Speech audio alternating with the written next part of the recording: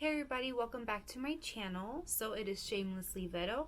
Please don't mind Mercedes. You're going to be seeing her tail wagging back and forth because she's just wanting to love on me since I'm recording right now. So today I wanted to take out the time and talk about something that I've been experiencing this whole week. Since I've been doing a shift in my eating from clean eating to, to clean eating, I should say, from after the holidays. And I've been experiencing this a lot, and people experience this all different types of stages post-op, and it's not a fun experience if you experience this. So what am I talking about, Veronica? Well, I am talking about dumping syndrome. So I have my phone here because what I'm going to do is I'm going to reference to WebMD, and I'm definitely going to link in the description box the link to the definitions, because by no means, disclaimer, I'm not a doctor, I'm not a nutritionist, I'm not any type of medical person. I am just myself that has been through bariatric surgery. I had vertical sleeve gastrectomy on March 28th, 2017. So I'm going to be 3 years post-op in 2021. WebMD dumping syndrome definition. Bear with me for a minute. I promise I will give you stories and just like what I do for dumping syndrome. So make sure you like and subscribe and share. So what is dumping syndrome? Medical version from WebMD. Dumping syndrome is common after gastric surgery. It is a group of symptoms that may result from having part of your stomach removed or from other surgery involving the stomach. The symptoms range from mild to severe and often subside with time. Although you may find dumping syndrome alarming at first, it is not life-threatening. You can control it by making changes in what and how you eat. By controlling dumping syndrome, you can also be avoiding the foods that tend to make you gain the weight. Causes of dumping syndrome. After gastric surgery, it can be more difficult to regulate movement to the food, which dumping too quickly into the small intestine. Eating certain foods make dumping syndrome more likely. For examples, refined sugar rapidly absorb water from the body, causing symptoms. Symptoms may also happen after eating dairy products and certain fats or fried food.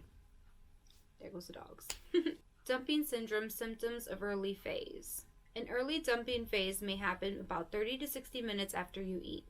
Symptoms can last about an hour and may include a feeling of fullness even after eating a small amount, abnormal cramping or pain, nausea or vomiting, severe diarrhea, sweating, flashing, or lightheadedness, rapid heartbeat. That is the textbook version, WebMD version. Of course, I'll leave the description, the link in the bio so you can read it yourself. It goes about talking about a whole bunch of other stuff, but no one wants to watch me read WebMD, right? I don't feel like reading WebMD. That's the causes and symptoms. I can speak for myself, my own experience from experiencing dumping syndrome from a few, 4 months post-op to even literally this past week. And things that I've learned and some tips and tricks that I've learned to deal with my own. Everybody's body is different and everybody's body reacts a lot different. So you kind of just have to play around with what works best for you. So when I started to get dumping syndrome, like I said, I was about 3-4 months post-op. And it was actually because I was introducing sugar sweet teas back into my diet, and it wasn't actually the food part. So I started paying attention to my body, and I started to notice that my body now has problems with sugar, especially like they said, refined sugar, certain ice cream, certain drinks, literally the Chinese homemade iced tea. As much as I love it, gives me severe dumping syndrome, and I feel like I'm dying. And every now and then, if I eat too fast, I will get dumping syndrome, but that won't last that long. But dumping syndrome is really triggered for me with an excessive amount of sugar or excessive amount of drinking and laying down. So the things that I go through with dumping syndromes, literally everything above that I read through WebMD, I experience, and it lasts, for me, it can last anywhere between 45 minutes to 2-3 hours. I've had to learn to play. It just depends on how much dumping, how much sugar I've taken in, and I normally know before I put it in my mouth, whether it's food, whether it's chocolate, whether it's sugar or shake or something that's not healthy going in my body. I know it's going to give me dumping syndrome, so I would say, why not make it worth it? Well, 3 hours later, Veronica is dying on the floor or on her bed because dumping syndrome is crazy. What do I do? So it's taken me 3 years almost, and I've yet to master getting through dumping syndrome. The only way to really avoid dumping syndrome is not consuming the thing that gives you dumping syndrome. But we are human. I am human.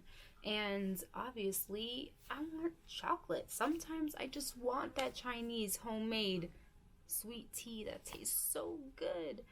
And I'll get it, you know? So the things that I do for like to kind of like ease the process of dumping syndrome, I definitely, one, hydrate. It is extremely hard to hydrate, but I try my best to sip, not chug, but sip. Sip a lot of cold water. So I drink a lot of water and I try to hydrate myself. That is the first step of me trying to control everything and just like flush everything out. The second thing is I focus on my breathing. It is super hard, but I truly try, because my stomach will tense up. I will have these loud gurgle noises, which is super embarrassing because it's like grrr all over the place. And I definitely feel like I'm about to crap myself. Yes. So I hydrate as much as I can, and even though it sounds nasty, I hydrate in the bathroom because I do experience extreme diarrhea or wanting to go diarrhea. So for me, I've learned that it's extremely important to get the gases out, to burp, and use the bathroom. And I've done that to help ease the process and push everything out because it has to come out. That's what's going on. It needs to come out. Another thing that has helped me, yoga. The reason with yoga is the fact that it helps with my breathing. It helps stretch and move the gas pockets, because for me, it's gas pain in the gas pockets that it makes it hard for me to go to the bathroom.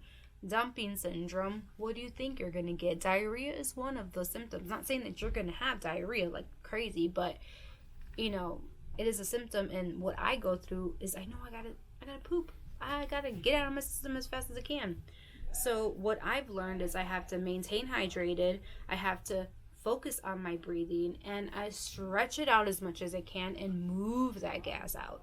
So definitely just wanted to hop in and just talk about dumping syndrome because I've had a lot of questions asked about it, and I go through it still even 3 years post-op, and I know people that go through it often. You know, if you have different techniques to help you through dumping syndrome, please drop a comment and let me know, because I am still wanting to find different methods, even though I know definitely not consuming that is the main one, but still. Thank you as always. I love you guys so much. Thank you for watching, and I will see you next week. Los quiero.